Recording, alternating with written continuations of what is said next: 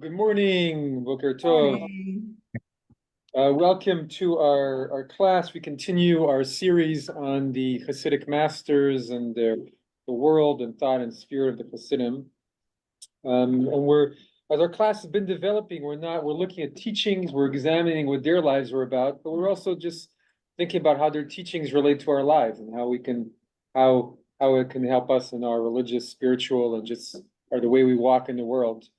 Um, and so last week I was in France. We didn't meet, but 2 weeks ago we looked at the figure Reb Zusya of Hanipol, and Reb Zusya was the holy fool, but not so foolish. But there's so many stories about him that we looked at, and in particular we looked at one story that I've repeated through the years at various times about how he and his brother. Noam of Elimelekh of Lizhensk, wanted to do Shabbat, right? And these two brothers who were both disciples of the Maggid of Mezeritch, one day decided to do Shabbat on a Tuesday, and how they thought, how can we do this? But they convinced each other, and they did everything. And the Monday they got ready and bought all the food and started their prayers and went to the mikveh and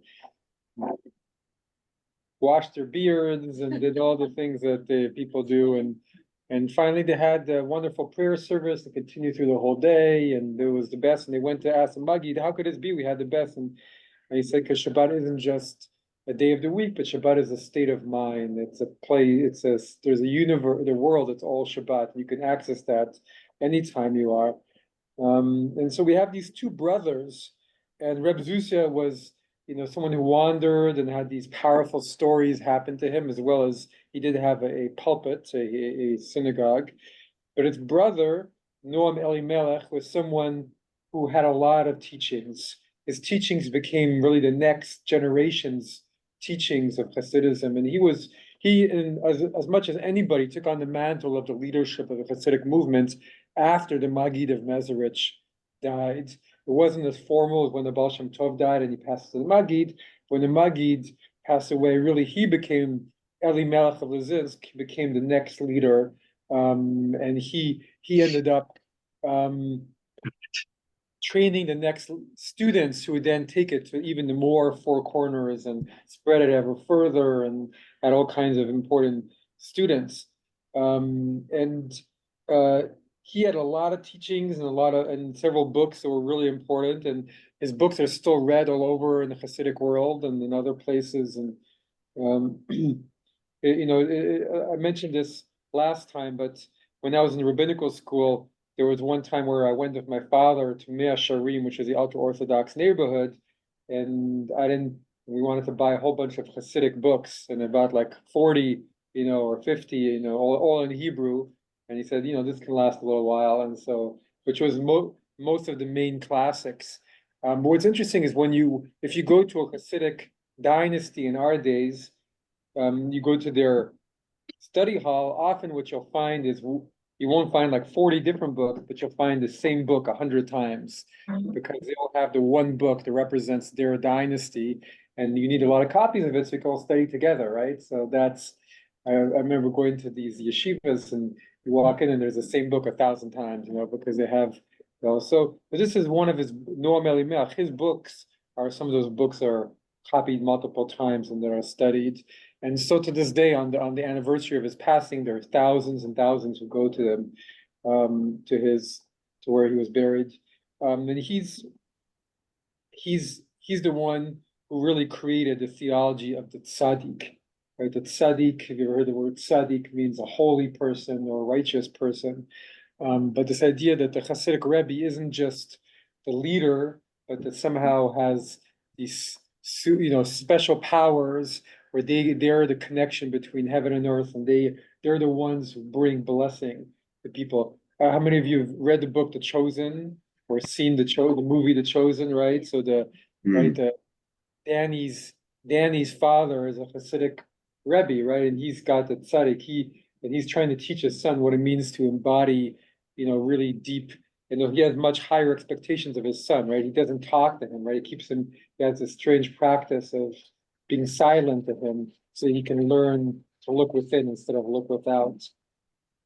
So we've seen this idea of the tzaddik and of the rebbe being portrayed in different books and movies. And I thought about bringing a clip from the movie that Chosen, but I couldn't find the right one. But maybe some other time we'll do that. It's a good movie. It's not only a good book, it's a good movie as well. And so, and so after him, they developed this whole practice where really the head of each Hasidic group there would have what it was called a rebbe, and that this rebbe was someone that everybody would go to for blessings. And it was not just spiritual blessings, you would go travel. And so this happened kind of naturally with the Baal Shem Tov and the Maggid, that they just had this spiritual stature, that people were automatically drawn to them and came to them. But there was no theology around it. It was not formal. It was just what happened. People found in their presences, they found peace and they found blessing. And so they went to them. It was very natural. But Elimelekh of Lizhensk, he turned it into a whole thing. Like now, he said, now it's set. That the head of the movement is someone you go to, and then in their presence, you can pray and ask them. And so even if you go these days to a big Hasidic Shabbat dinner, which anybody, it's very open, and a Friday night in Jerusalem, you can walk into any Hasidic sect, and you'll feel kind of strange going there. And if you're a woman, it's even harder to find your place there. But they have these huge stadium-like seatings to go up, and there's usually an old rebbe there, sometimes not so old, depending. People just come, but mainly it's their followers, and there's thousands of people, and they have these huge challahs, and they cut up the challah into lots of pieces, and you can have like a piece of the challah that the rebbe cut. It's like you get some of the rebbe's blessing from eating. It's called shayarim, which means leftovers. I don't love it, but it's this idea of you eat the leftovers of the rebbe, and you come in, the rebbe pours you Coca-Cola or Fanta or whatever they drink over there, and you'll have a little. But it's so the negative is easy to see, right? And then it became the way the scholars talk about it. At the beginning, the rebbe was something you earned by merit. It was like the holiest it was decided. But then it became, father, son, father, son, father, son. So was the son always worthy of the father? That's a question, right? And to this day, I think people. I haven't spent a tremendous amount of time in this world, but people I know who've gone say, some of these rebbes are kind of just inherited positions, but there are some who are really, really special people who have these practices. And there's one. I'm diverging a little bit, but there's one. My father told me of going to this one Hasidic sect in Tel Aviv in Bnei Brak, where this rebbe, who a few times a year has this wild dances that he does at 2 a.m, and kind of everybody like really special, like this like drunk with love of God kind of thing, and other rebbes who sing. And so there's this whole culture of the rebbe. And I remember going to places where on Simchat Torah there's like this old rebbe and everybody kind of walking around, and obviously the Chabad rebbe is the best known one, right? Schneerson, he'd give out dollar bills, and thousands of people, religious and non-religious, would line up to get their dollar bill from the rebbe and felt it gave them a bracha. And then he was really someone, and then he took it. Part of it is there was a responsibility to go see the rebbe, but the rebbe had a lot of responsibility too. I mean, the Chabad rebbe used to say about him, he never took a day of vacation. He worked all day long, all night until 11 at night. It took like half an hour to have tea with his wife at 4:30 or something, and so not gave his whole life to this. So there was a sense of responsibility, and it was a big deal. So he created this, and this whole idea, which I think to our modern sensibilities, we see the negative and the plus, and the power of someone who's forced to dedicate their life and to then be a vessel for that blessing is powerful. But I wanted to start by bringing the story of Elimelekh, because it shows that he wasn't only someone who believed in this elitist kind of spiritual power. And there's a story that one day he was talking to his students, and he was telling them about, he told about a man in the town who'd had a vision of the prophet Elijah. He's saying there's this man in my town, and all of his followers said, "What, this guy? He's such a schlepper. Like, how did he have a he had a vision of Elijah that's considered to be one of the highest prophetic visions to see Elijah. But this schlepper had a vision of Elijah, and we have this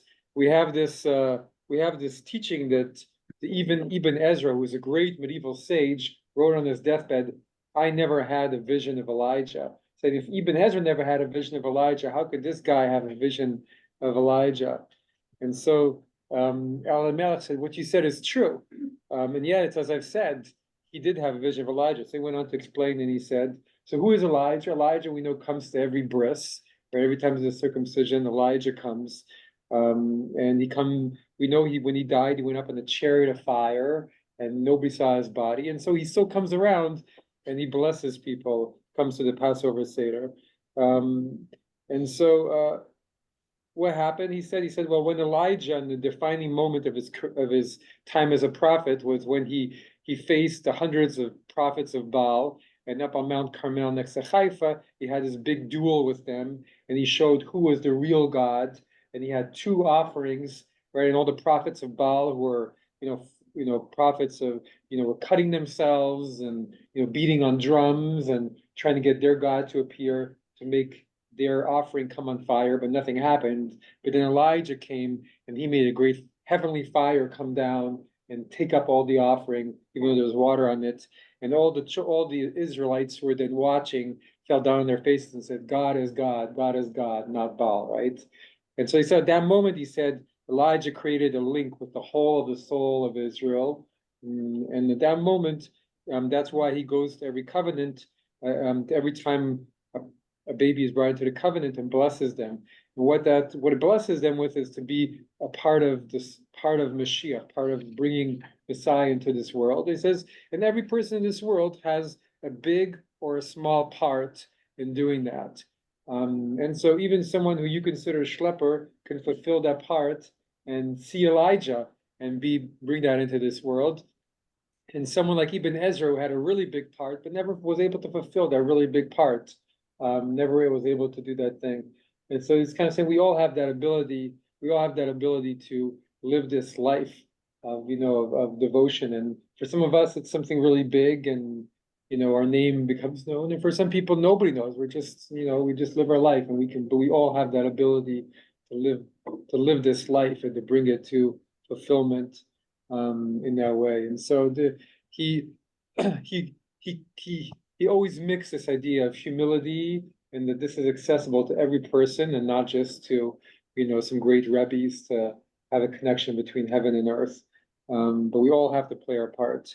And of course, the other story I wanted to mention before we started studying, because he had a lot of teachings, and I want to get through some of them, is the story we had last time of when he and Reb Zusya, his brother, went to this inn for the night, and there was a wedding, and the people who were doing the wedding got a little rambunctious, and they said, "Oh, let's bring these two brothers into our celebration." And they took Reb Zusya and pulled him in and started beating him because they knew he was Jewish, and as it happened that side of the world back then, they beat him to a pulp and took him back to his seat.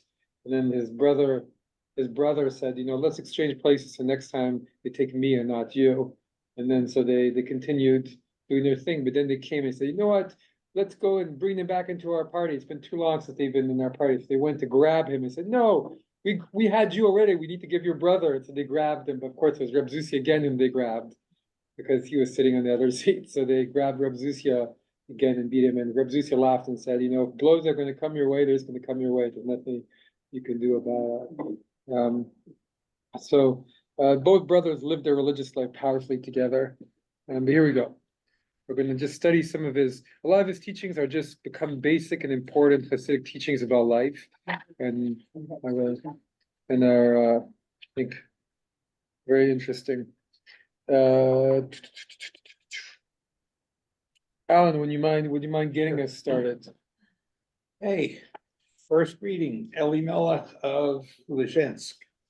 If a person guards himself every day from negative matters, from flattery, lies, laziness, anger, pride, hate, competitiveness, and all other matters which undermine his devotions, and occupies himself with Torah study, good deeds, Gamilut Hasidim, and spiritually positive acts, mitzvot, then when he comes to pray, all the different aspects of the mitzvot that he has done will bestow upon him a lovely fragrance during his prayers, like the spices that give a good fragrance to a cooked dish. I have a question. Flattery and with lies, laziness, anger, pride, and hate. Interesting. Why do you say that? Well, because. Flattery is Flattery not as such a bad. Negative thing, Uh-huh. I mean, unless it's fake. Flattery, pride, and competitiveness. What? The flattery, pride, and competitiveness, all those negative traits, Yeah, things that today everybody says are like the positive traits to be Yeah. successful. pride. Yes, right. Probably, I think. Well, it's true. I have a question. I am confused about the difference between good deeds and spiritually positive acts. I mean, isn't Torah study a mitzvot? How is so this is separated from other mitzvot? I'm confused. What distinguishes mitzvot from gemilut chasadim? Gemilut Hasidim are included within mitzvot, but you do have some good deeds that are not specific mitzvot, right? So you could, giving mitzvot are something very specific, right? They're commandments that are in the Torah, right? So those are very specific. So there are some good deeds that might not be included in the 613 mitzvot. I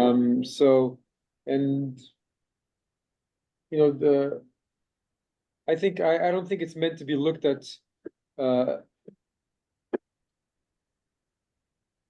Talmudically, like splitting hairs, what's which, but just saying that, and now in all other mitzvot, can occupy yourself with Torah, good deed, and all other mitzvot. So if you're living a good life, working on yourself, not letting all these things get into yourself, and occupying yourself with good deeds and Torah studying good things, then your prayer will really take off. It's an interesting juxtaposition of what's important, what's the purpose of all of it. But you want to talk about more about the hate, pride, and competitiveness of being negative or as being Well, positive? as I was coming here this morning, little Louise, who's probably 3 years old, said to me, "Hi, you look so nice. You Yeah. look so." Well, that's a compliment. It's not a flattery. Are you sure? Yeah. So when I read that, I thought, uh-oh, maybe I shouldn't laugh that.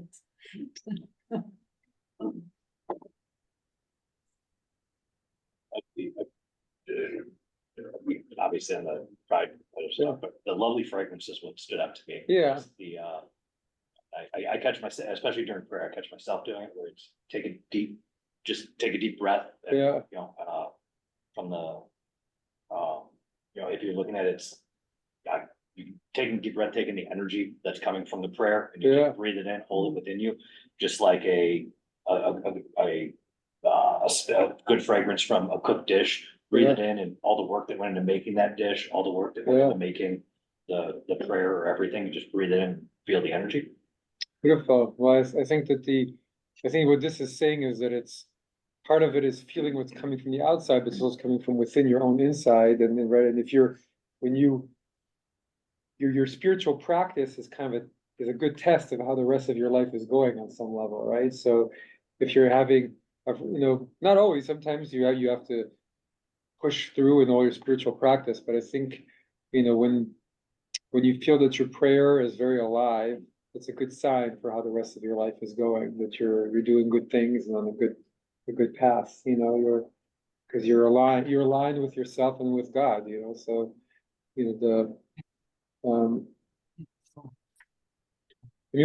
what I like about you saying too, what he was saying here is that you can imagine with Elimelech, could he smell the good fragrance among all the people who came to him? Like, let's see what's going on here, or, how is your life? Because, we we always say, you can't fool God, right? You know, you can say, oh, I do this, or you can do all these acts outwardly and all those acts, and everybody thinks highly of your, you know, and everybody says, oh, this person does a lot of philanthropy, or this person does a lot of this, or this person does a lot of that. But really that person the whole time is thinking, oh, I'm so great, look at me, everything I'm doing. Nobody knows what that person is thinking, but this is saying, you know, you can't fool, you can fool other people, but you know, you can't fool yourself or God. And when you come to your prayer, even if you do all these good things, but you're full of flattery and lies and laziness and this and that, so your prayer will not give off a lovely fragrance. So it's there's something about the truth of what's going on in your being that God sees and that you can also see from, that's powerful. And so another story that I like of is about once this guy Rabbi David of Lelov, who was kind of connected to Reb Elimelekh, and he fasted for 12 years during the day, not at night, from one Sabbath to the next. So for 12 years, he only ate at night or on Shabbat, and did all kinds of harsh disciplines. And he still felt he hadn't attained the goal of feeling, you know, that powerful connection. So really perplexed, you know, what am I doing wrong for 12 years? He went to see Reb Elimelekh of Lizhensk to ask for advice. So right before Shabbat, you know, Elimelekh got together with all the Hasidim, and he shook hands with every one of them. When he got to Rabbi David, he refused to shake his hand and just walked away. So Rabbi David was confused, and he said, "You must have mistaken me for someone else." So after the Kabbalat Shabbat Mari prayers, he once again he approached Reb Elimelekh, and again he just turned away and then refused to shake his hand. So he just felt totally heartbroken. He's like, you know, I've been doing it for 12 years and nothing's working, and so heartbroken he decided to leave right after Shabbat. And you know, all night long he was just tossing and turning and feeling horrible about himself and weeping. And then so finally, at the end of Shabbat, when they were doing the third meal, and Shabbat is about to go into Havdalah, he heard Rabbi Elimelekh begin to speak. Rabbi Elimelekh gave a whole talk, and he said, you know, sometimes people come to me and they fast, and they torment themselves for 12 years. And after that, they consider that they think now I'm worthy for the Holy Spirit to come on me and want me to draw it on them. But the truth of the matter is, all their disciplines and everything they've been through are less than a drop in the sea. And all that service doesn't go up to God at all, but only to the idol of their pride. And such people should turn to God and begin to serve with a truthful heart. And after he listened to this, he just felt totally crushed and broken. And he just looked out the window blankly and didn't know what to do. And finally, after Shabbat was over, he went to take his leave from Elimelekh, and he approached the door, trembling with fear, and stood. And in an instant, Reb Elimelekh opened the door and rose to his chair and embraced him and sat him down next to him and said, "Blessed he who comes." And he drew him and seated him.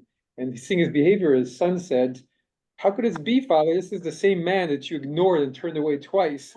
And you couldn't even see his sight, but you couldn't even endure his sight. But now you take him." He said, "Not so. This is an entirely different person. This is our Rabbi David who's come to see us."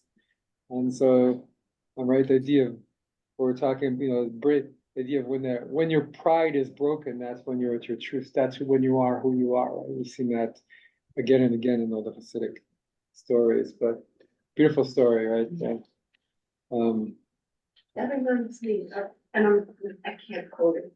Yeah, no problem. Reminds me of one of the Psalms, because God is speaking to his people and he's saying, you know, I desire humility more than sacrifice, and knowledge of my ways more than Holocaust. I think that's what it is. It's Isaiah. Oh, it's Isaiah. Okay, there. Yeah. Oh, see what I know. And yeah, so that's what yeah, because as I read the Bible, I read that humility and compassion are two main, you know, qualities that God is looking for in people, and more than anything else. And those are hard things to accomplish. And I think it's really true. And right, all the prophets talk about it, and all the Talmud, all it's talked about all throughout. And what the Hasidim would really focus on with the humility part is that they say that if you don't have the humility, then then you can't really, you're not really connecting to God. She showed her humility when she said that. She said, see what I don't know? No, funny. Yeah, you do. Yeah, exactly. Well, and also this idea that from knowledge or from things, it's easy to feel, and they always used to talk about how it's easy to think, oh, I have no pride, or to take on like the outer garb of a pious person, but inside there's a lot of pride.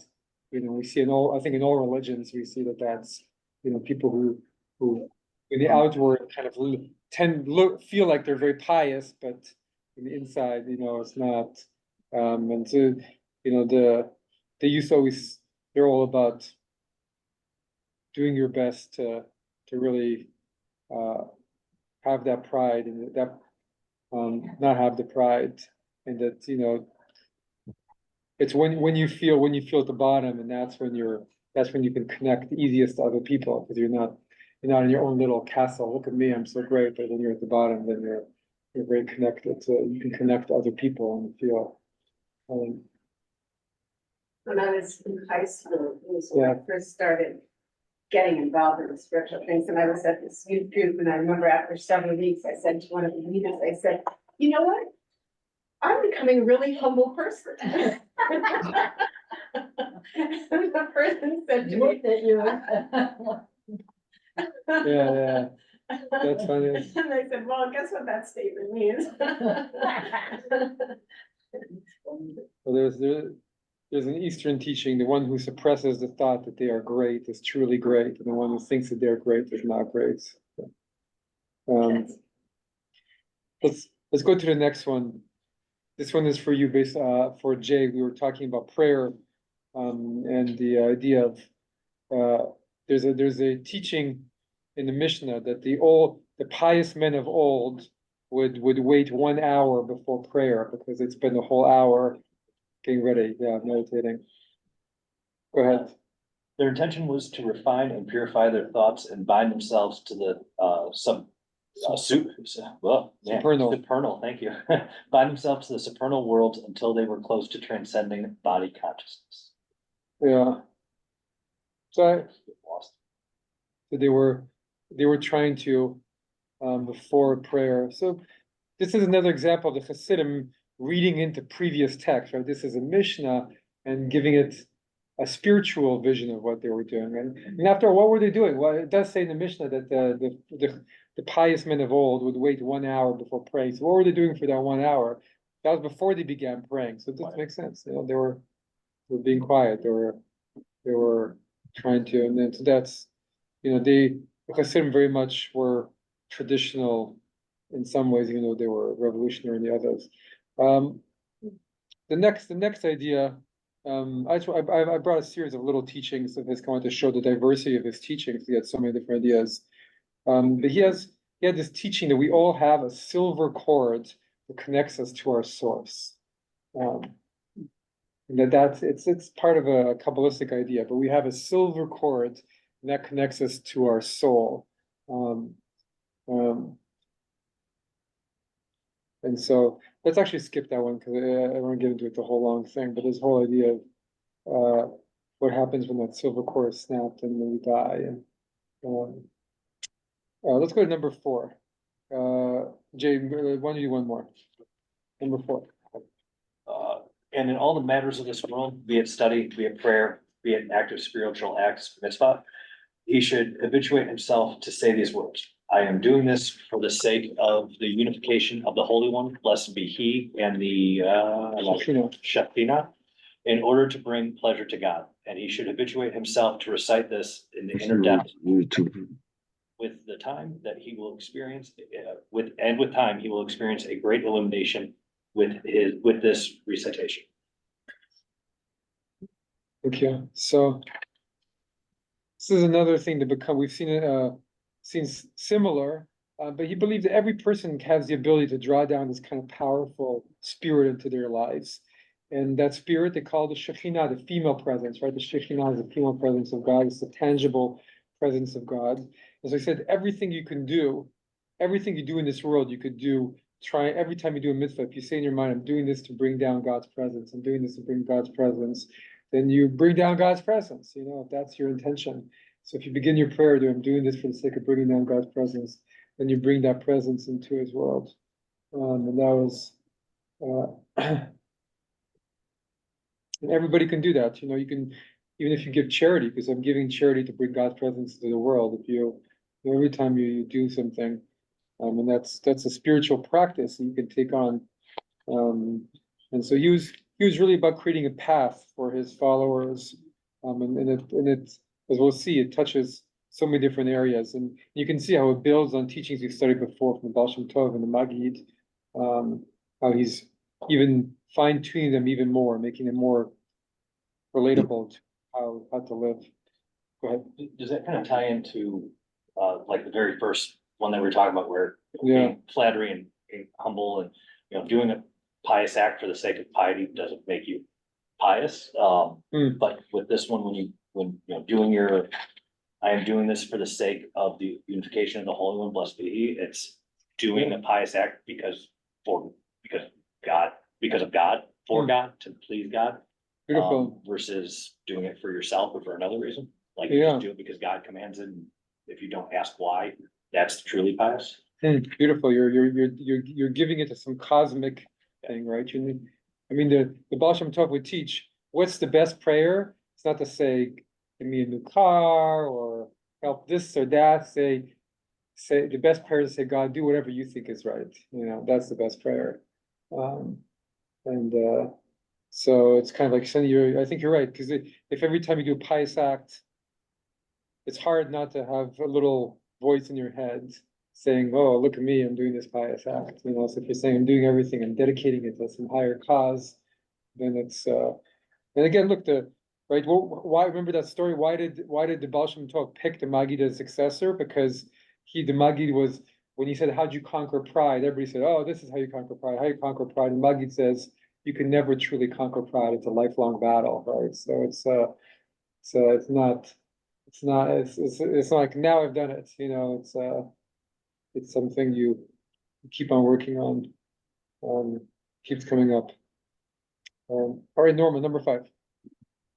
Rabbi Elimelekh of Lizhensk teaches that Yirah, the awe of God, has a limit. We cannot remain in awe of God at every minute, or we would expire. Love, on the other hand, has no limit. The more we love, the more our capacity to love increases. So it's a beautiful explanation for love, and we talk about the awe, right? You can be in awe of the power of God, but who can be in that all the time? With love, you can keep on loving more and more and more and more and more and more.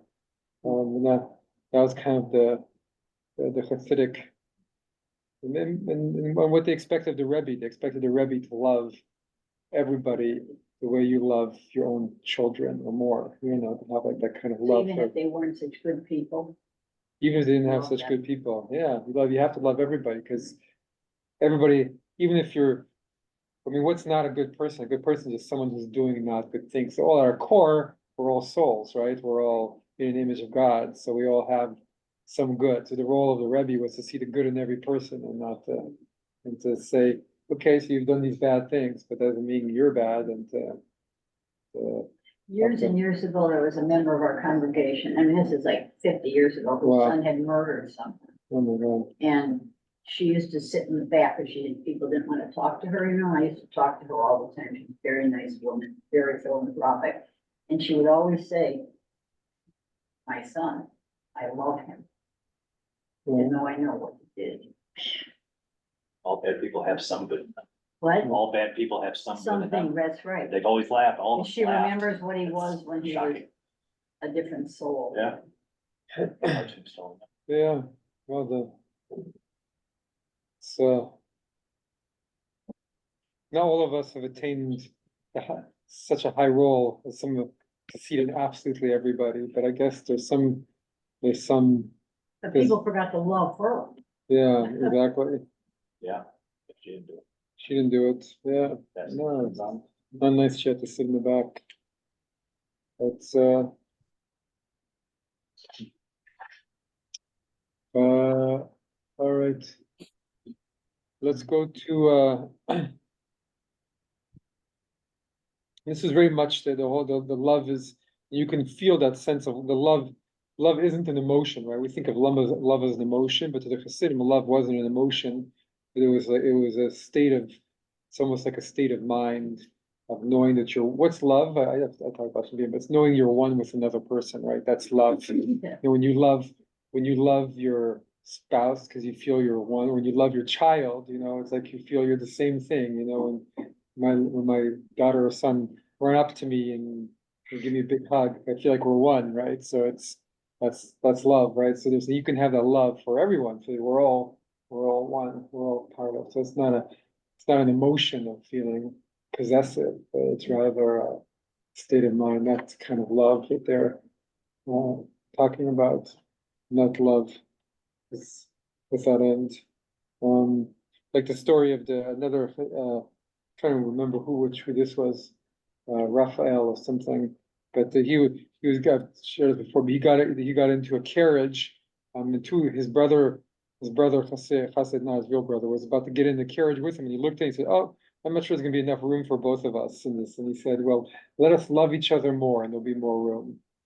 So it's true, when you hate someone, you can't stand to be near them, right? Even in the same room, and there's not enough space for both of you in the same room or in the same building, right?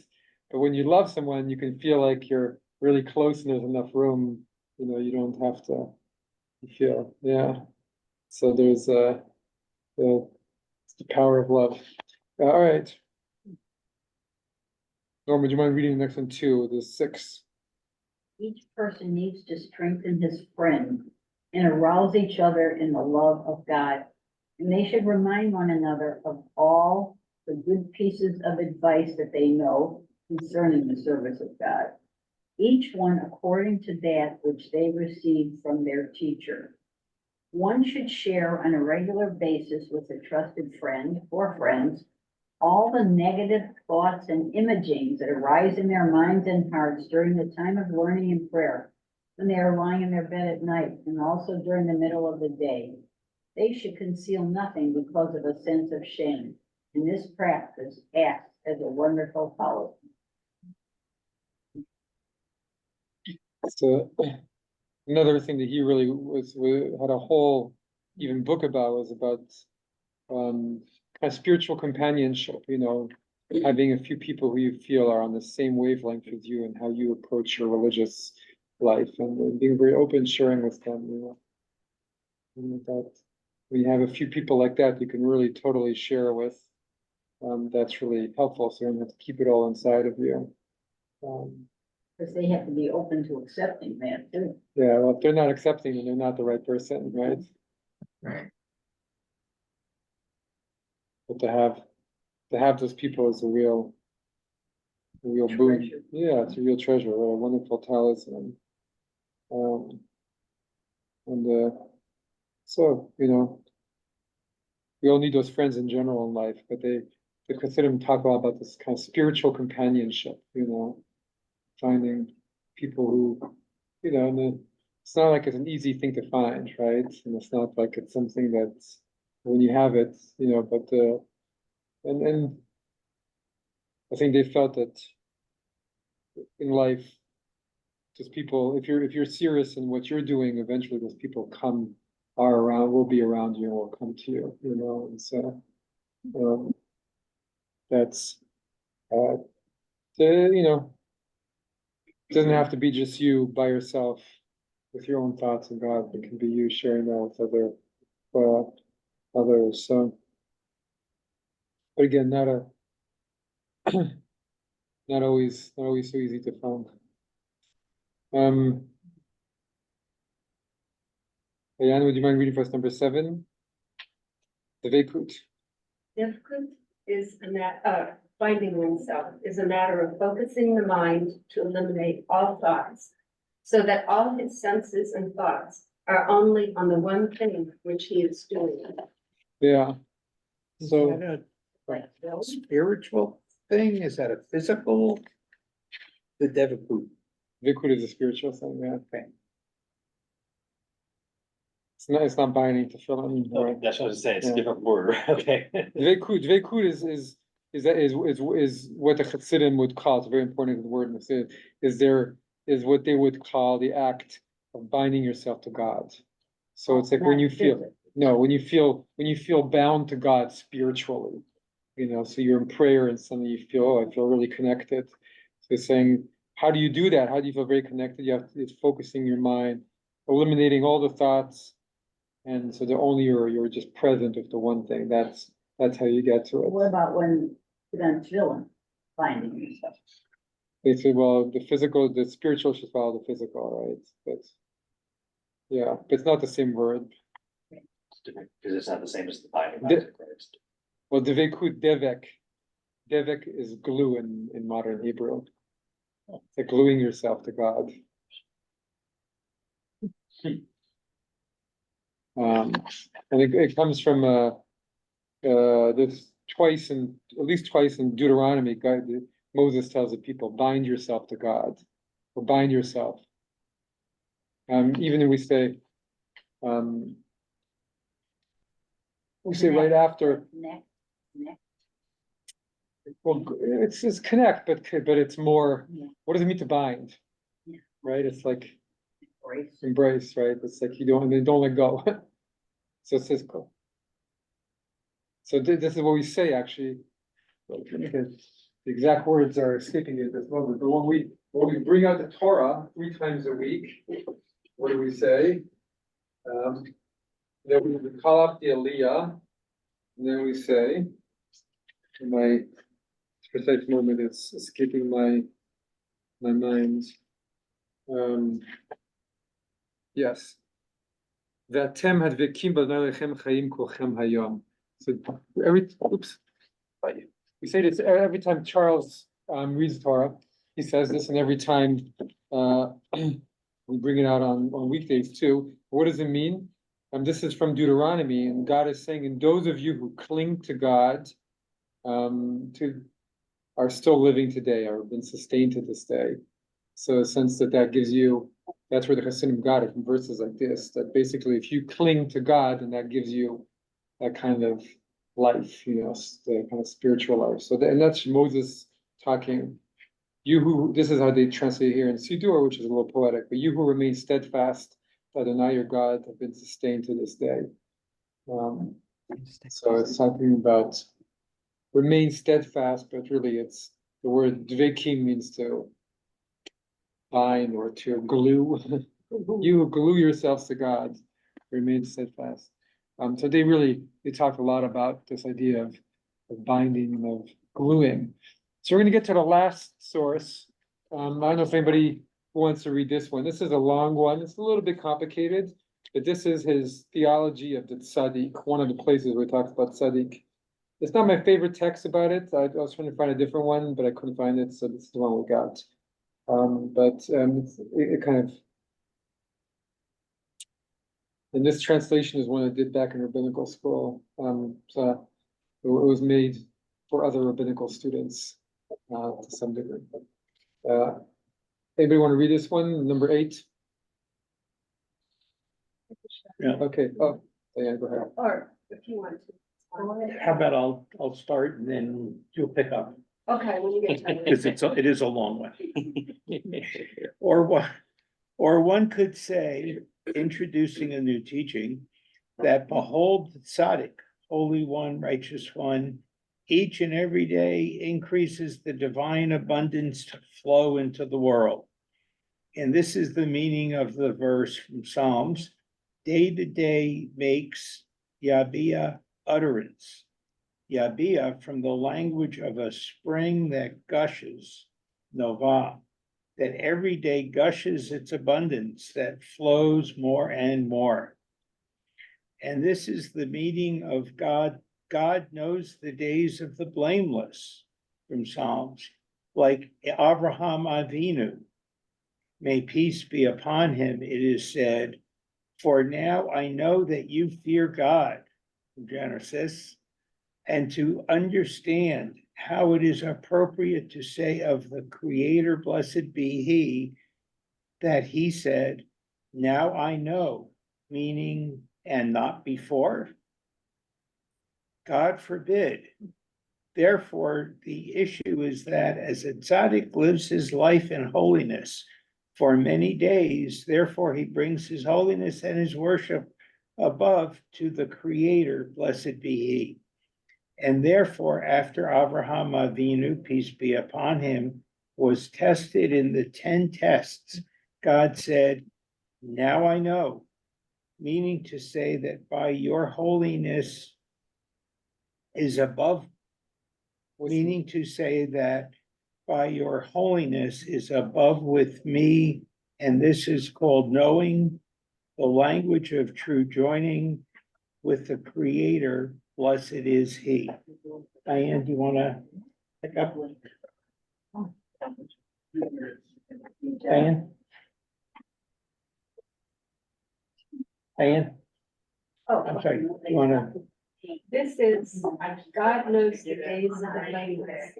The meaning that each and every day that blameless tzaddikim arise above to the Creator, blessed be he, and repair the divine channels. And after, when another tzaddik like them arises, then he also repairs the channels. And additional abundance continues on the first tzaddikim, that behold, what the first tzaddikim repaired and worked on is established forever. And therefore, the tzaddik who comes after, he adds a repair on the repair of the first ones. And this is, and their portion forever will be, Psalm 37:18, that this is their inheritance, that they bequeath to the world, forever will be. And this is, take me for an offering, meaning to say that by way that you raise up your holy worship to me, to my name truly. And this is for me, for my name, as noted by Rashi, by way of this, take an offering, that this is the abundance. And not only this, that by way of their deeds and their work, you will cause the abundance. Rather, from all person whose heart so moved him, take my offering. The meaning is also from any tzaddik, and also from the past tzaddik, also take my offering. That is my abundance to Israel, and this is easy to understand. And So he's talking about, it's based on Parsha Truma, right? Where God says, that each person whose heart so moved him should take my offering. So he's turning it around on its head and saying, instead of each person should bring their offering, he says that each person can take an offering from God. And what's God's offering? God's offering is the blessing that the tzaddik brings into the world, right? That's what he's saying. And that the tzaddik makes this blessing gush into the world, right? That's now the first part of its teaching was saying that tzaddik, the abundance keeps flowing more and more into the world. And then the second part, he says that Abraham, after his 10 tests, after the binding of Isaac, when he finally finished his 10 tests, he reached to a place where he's able to, then he became a true tzaddik, right? And then he knew God. In a sense, what does it mean to know God? He attached himself to God's holiness, and he created one of these paths of gushing holiness come to this world. And then when other people come after him, what does it mean that we have these holy people came before us? It's not like you're starting from the beginning, but you attach your pipe to the pipe that already exists, and then it's more. And so kind of like what we have, and then it keeps bringing new piping and new divine blessing. And so that's what a religion is. Religion is you have one person like Abraham comes and through his righteousness creates a new pipe that's attached to the divine. It brings blessing to the world. But then all the holy people in that specific religion keep attaching more and more different pipes, divine pipes down the years. And And so what we have, we're able to collect, and that's why we pray to these and think about these things, because we're able to collect the blessing from all the pipes. This is the way the Hasidim would say it. But those they're still alive up in the heavens, kind of still sending us that blessing. And so it's part of the work of the new tzaddikim is to help repair the pipes that are in disrepair, so there's more blessing coming. So they really believe that, like what did the Baal Shem Tov, the Hasidim do? To some degree, and I do believe this, there've been pipes of Judaism that have been alive for years, and they were very alive in biblical times, but they got closed partly through everything the Jewish people went through, and we weren't able to be as focused on spiritual matters, we were just surviving. And every now and then, you have to send in new teachers who open up the pipes again and who repair them, so to speak, but also who help people down here be resonant with the pipes and get those blessings to be able to come back. And why are religions still very powerful? One of the reasons I argue the religion in our day is still really important. First of all, it has all kinds of teachings about living in community, about morals and ethics, but it also has an ancient power to it that has something to give to our world. And if you're just, you're just trying to get to it these days, without connecting through that pipeline, you're not drawing down from that. Yeah. So so it's kind of saying what these tzaddikim were doing is drawing from, repairing. They're all plumbers. They're divine plumbers. And